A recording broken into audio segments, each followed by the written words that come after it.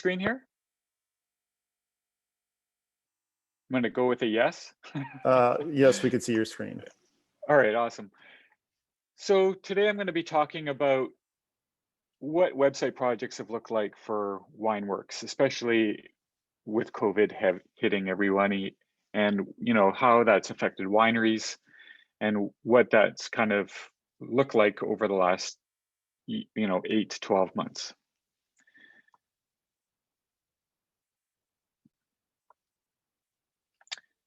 So essentially, COVID-19 exposed poor website design mercilessly, in our opinion. Wineries were forced to make better choices. For so long, wineries have relied on tasting room visits to sell wine, move inventory, and create customer relationships, and sign up club members. But now we have empty tasting rooms. And, essentially, when you rely on tasting room traffic, it allows wineries to ignore their poorly performing websites and leave their customers with a bad online experience. COVID-19 changed all that and left wineries with very little choice but to approach their online sales and take their websites much more seriously. This year, websites took center stage in everybody's marketing efforts. Previously, wineries might have left their website to flounder, but COVID-19 forced their hand and accelerated best practices across all our website projects. So let's take a look at some of the key areas that COVID-19 impacted in our work. So the first is homepage options to purchase.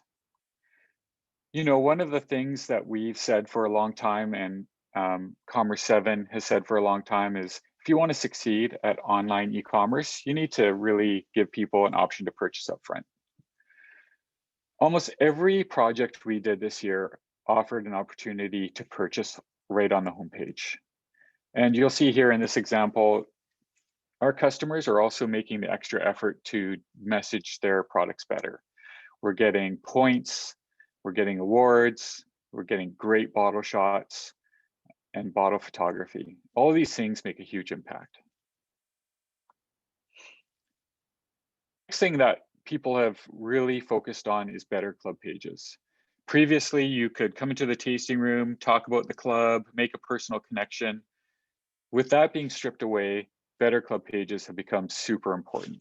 And this is kind of what that looks like. We have features like tables where you can compare and easily see the advantages and disadvantages of the different club tiers. Try to do this in an engaging way and something that's easy to scan. We have links to deeper information about shipment schedules and what kind of products they can expect, as well as testimonials and experiential, and shared experiences from existing club members there.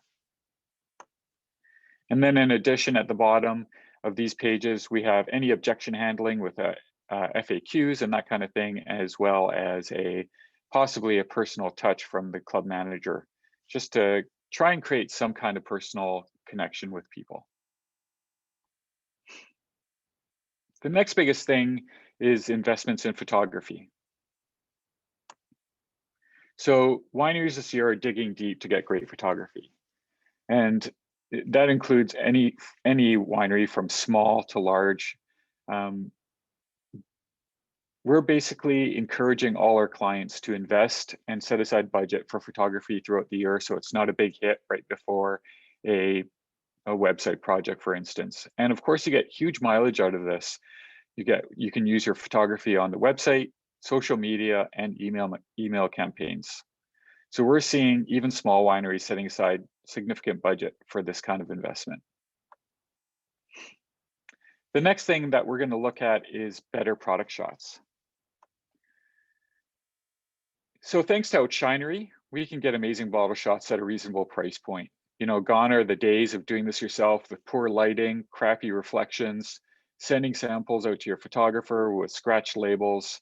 There's really no reason to have a bad product shot anymore. We have to kind of remember that wine is a luxury product, right? And nothing cheapens the experience or the brand like bad product images.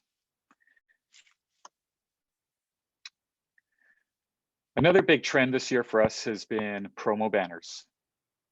These aren't especially sexy, but they have great utility. So let's just take a couple quick examples here. You know, with COVID coming in, our customers have really seen a need to keep customers updated without having to dig around the site. And promo banners or banners at the top are a great way to handle that. We have that built into our template on Spectra, which is integrated Commerce7. And then, and as an example here of Vintner Stash, they use it to promote wine club offerings, etc., and provide incentives.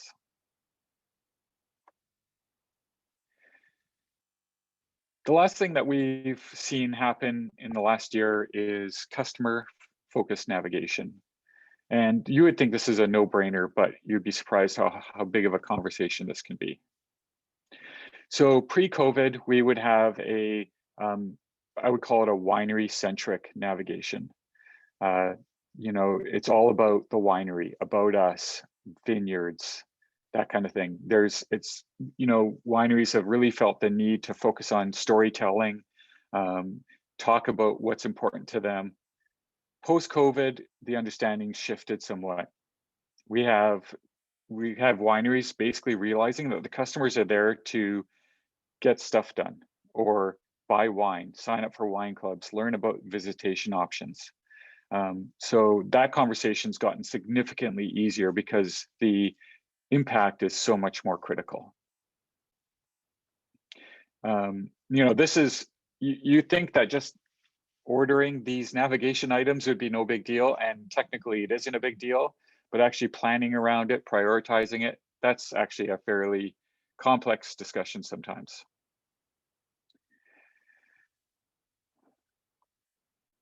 Okay, so I got a little bonus round here.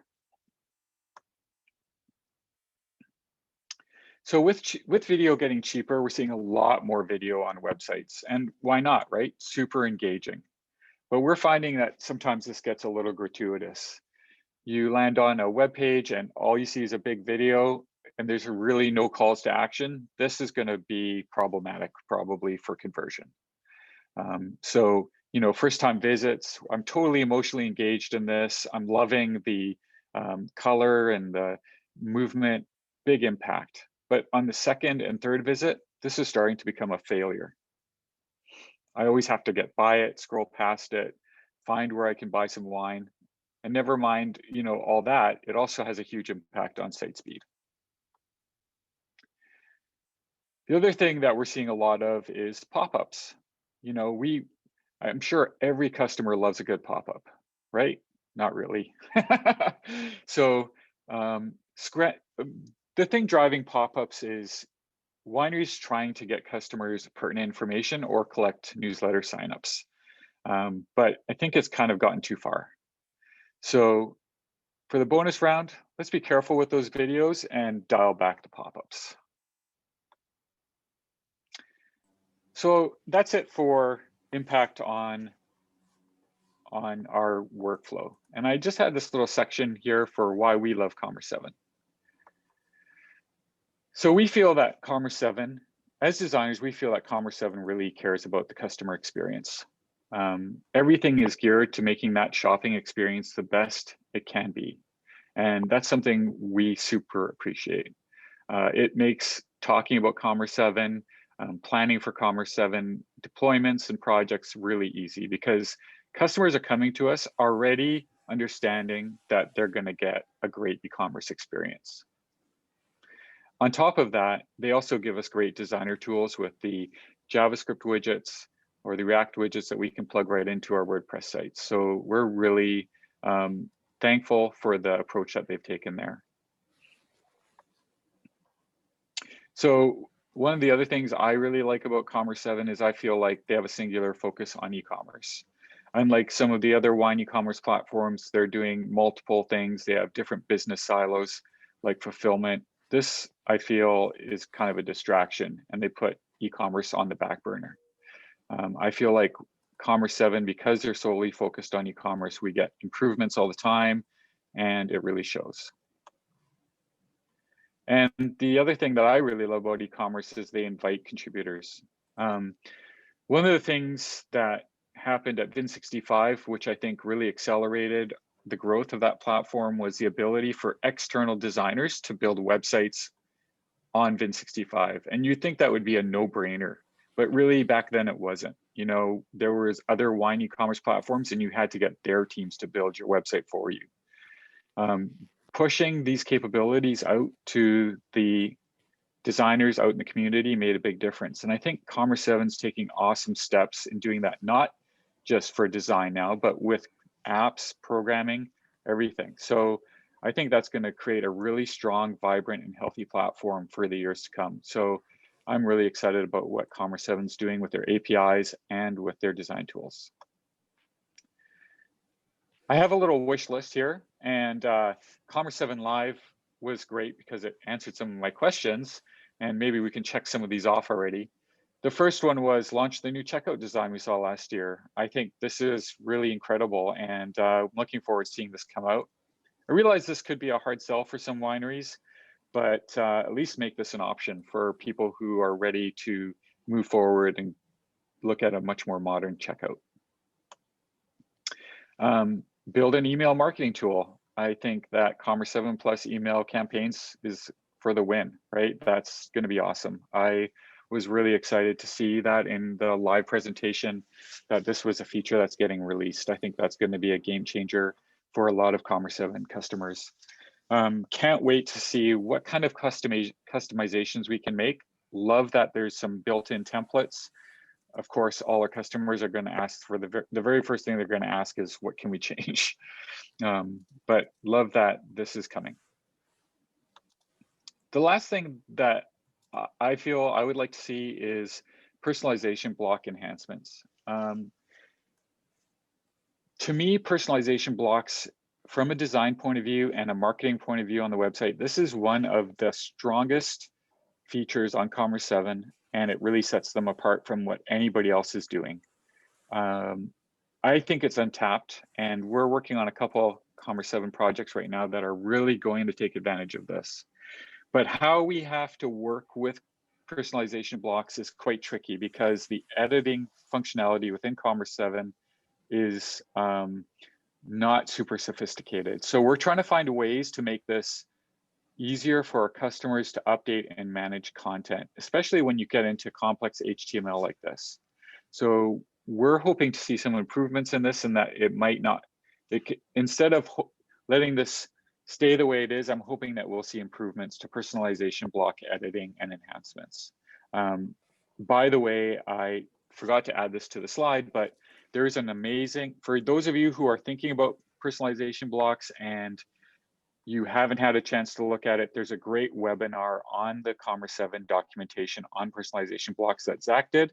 And I highly recommend you look at that because it's got some fantastic ideas and recommendations. So take a look at that. And my recommendation would be to try and build personalization blocks into your projects if you can. It is very, I would say that it is a multiplier in terms of workload for the customer. So if your customer is writing content for personalization blocks, you know, it can blow their minds pretty quickly. So having worksheets or having good guidance on this is going to be pretty important. And it really changes the dynamic of the project, especially in the planning and strategic phases. So that's it. Thanks for guys. Awesome, Peter. Thank you very much. Appreciate that. Just to answer some of those feature requests you had there. Templates on emails, we do not have those at the moment. I don't know what we're going to do there, but emails are brand new to us. We don't really want to compete too much with MailChimp and some of the other stuff there, but we do want wineries sending emails. And so that'll definitely be something we talk about.